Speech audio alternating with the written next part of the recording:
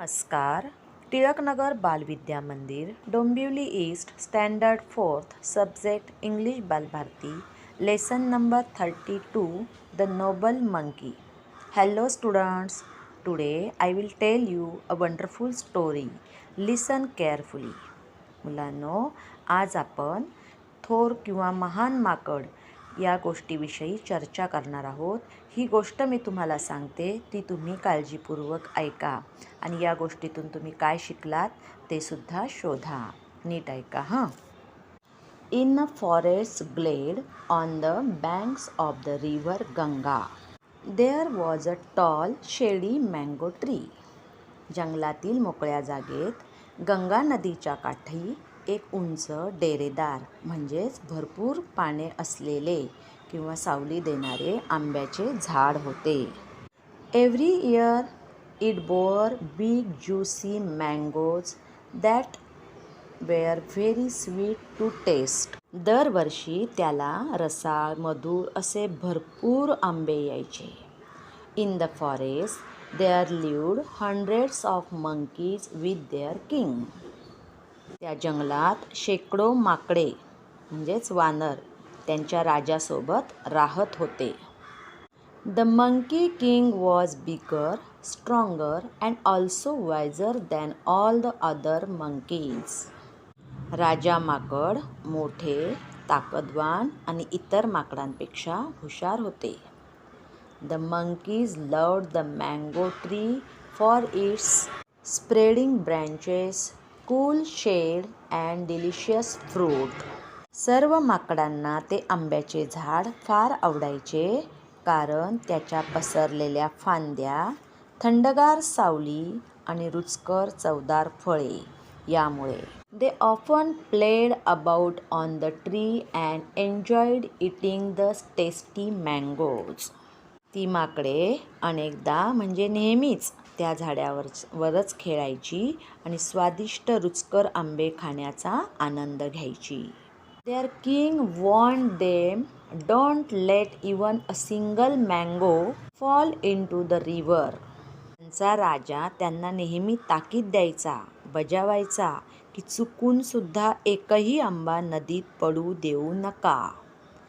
If the current carries it down to the land of men, they will come here in search of the heavenly fruit and destroy the peace of this land. जर नदीच्या प्रवाहात तो आंबा पडला आणि माणसे राहतात त्या भागात जर तो वाहत गेला, तर ती माणसे या स्वर्गीय फळाचा शोध घेत घेत इथे येतील आणि या जमिनीवरची या भागातील शांतता भंग करतील, नष्ट करतील. One day, however, a ripe mango fell into the river and was carried with the flow to the city of Banaras. एके दिवशी कसं काय एक पिकलेला आंबा नदीत पडला आणि नदीच्या प्रवाहासोबत वाहत बनारस शहरात गेला. It was found by a fisherman who had never seen anything like it before. तो आंबा एका कोळ्याला म्हणजे मासे पकडणाऱ्याला सापडला, ज्याने यापूर्वी कधीही यासारखी गोष्ट म्हणजेच आंब्यासारखं फळ कधीही पाहिलेलं नव्हतं. So he presented it to the king. आणि म्हणून त्याने ती गोष्ट म्हणजेच तो आंबा राजाला दिला.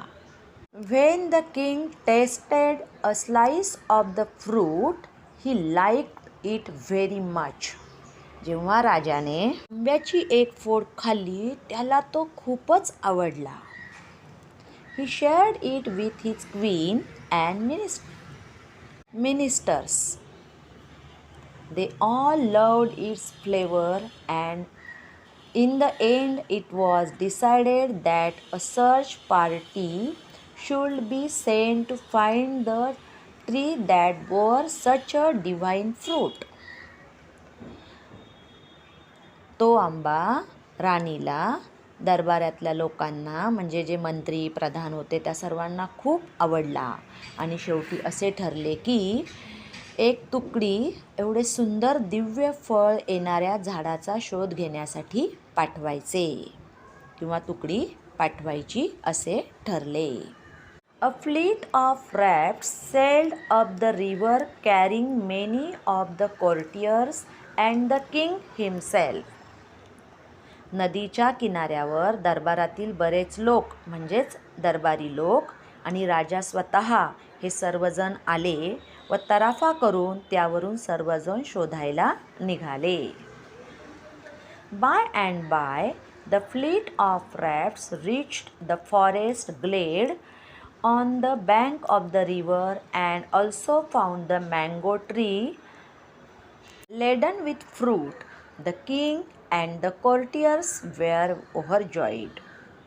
जाता जाता तराफ्यावरचा सर्व ताफा जंगलातल्या नदीकाठच्या त्या मोकळ्या जागेजवळ आला आणि त्याने त्या फळांनी म्हणजे आंब्यांनी गच्च भरलेले ते झाड पाहिले किंवा ते झाड सापडले. राजा आणि सर्व दरबारी लोकांना खूप आनंद झाला. When the king's men noticed the monkeys enjoying the fruit, they were annoyed. जेव्हा राजाच्या लोकांनी म्हणजे सैनिकांनी पाहिले किंवा त्यांच्या लक्षात आले की माकडे त्या फळांचा आनंद घेत आहे, त्यांना खूप राग आला.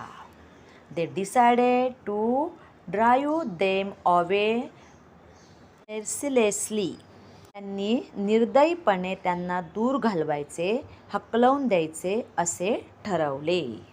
They sent volleys of arrows to kill the monkeys and to scare them away for good. त्यांनी माकडांना ठार मारण्यासाठी किंवा चांगले घाबरवण्यासाठी बाण मारायला सुरुवात केली. मुलांनो, इथपर्यंतचा आपण भाग पाहिलेला आहे की ते फळ पाण्यामध्ये पडलं, बनारस शहरात गेलं, एका कोळ्याला ते फळ सापडलं, त्याने ते राजाला दिलं.